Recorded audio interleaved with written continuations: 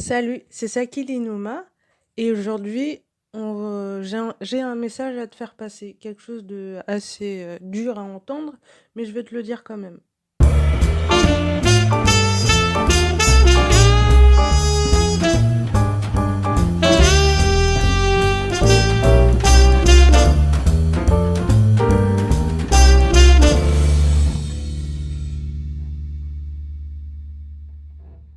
Voilà.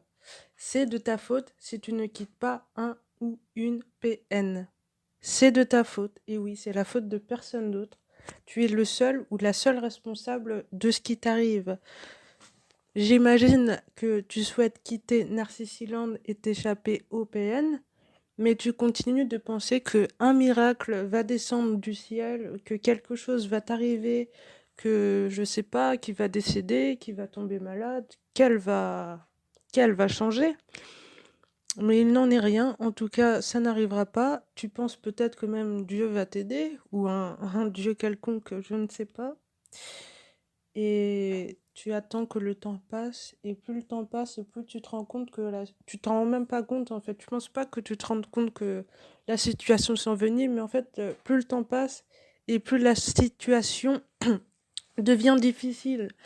Et je pense que tu n'en as même pas conscience en fait. Et je pense que tu es en grave danger en fait. Voilà. Si tu continues comme ça, à attendre en tout cas et être passif, c'est pas très bon pour toi. Voilà.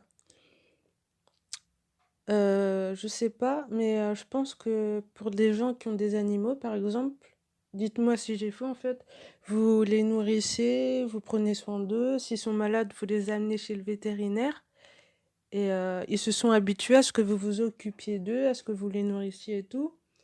Et si jamais vous n'êtes plus là, si jamais vous décédez, ben, je pense qu'ils seront incapables de se débrouiller seuls et d'aller chasser pour trouver leur nourriture par eux-mêmes. Parce qu'en fait, ils se sont habitués à ce que vous vous occupiez d'eux.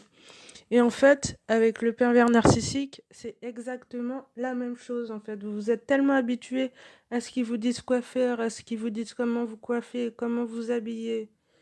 Et en général, ils contrôlent même ce que vous mangez, en général, hein. Voilà, vous pensez que vous ne serez pas capable de vivre sans lui et de vivre seul. Donc, vous pensez que la meilleure solution, c'est de rester avec lui. Mais il n'en est rien, en fait. Je répète, vous êtes en grave danger si vous continuez comme ça. Voilà. Donc, qu'est-ce que vous pouvez faire pour commencer? Je pense que ce qui est important, c'est de se rendre compte de la situation, qu'on est dans une situation assez grave. Et une fois qu'on s'en est rendu compte, de comprendre que si nous ne faisons rien, rien ne changera en fait. Et que si vous attendez que, je sais pas, qu'un extraterrestre descende de Vénus, ben, ça n'arrivera pas en tout cas. Ou que je ne sais pas, qu'il y ait la fin du monde, je sais pas, enfin n'importe quoi, voilà. Moi, ce que je vous conseille, ce serait de commencer par développer votre confiance en vous. Donc, ce que vous pouvez faire pour commencer, ce sont des actions très simples. Par exemple, si vous êtes quelqu'un de très timide, par exemple, commencez par demander une baguette à la boulangerie si c'est quelque chose qui vous fait peur. Ça peut être bien pour commencer. Après, par exemple, aller parler à des passants comme ça, sans arrière-pensée, bien sûr.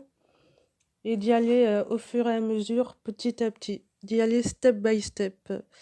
Voilà, voilà. Bon. Et plus vous ferez de petites actions chaque jour, et plus vous aurez plus confiance en vous. Voilà pour ce podcast. J'espère qu'il vous a plu. N'hésitez pas à vous abonner à la chaîne.